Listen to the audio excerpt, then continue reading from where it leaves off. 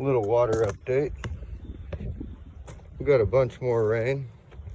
Water's way up higher than it was.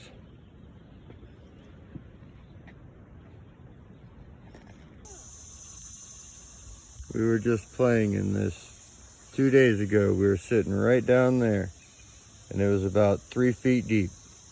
It is probably now 10 feet deep, because there's like 6 foot drop off from here to the water. Crazy. This is all grass. All the way out to where that boat is supposed to be a bank, and I think it's about 4 foot down. You can see here, this is that grassy area I was talking about earlier. Yep, and that's a cop in the background giving us a warning for the flood.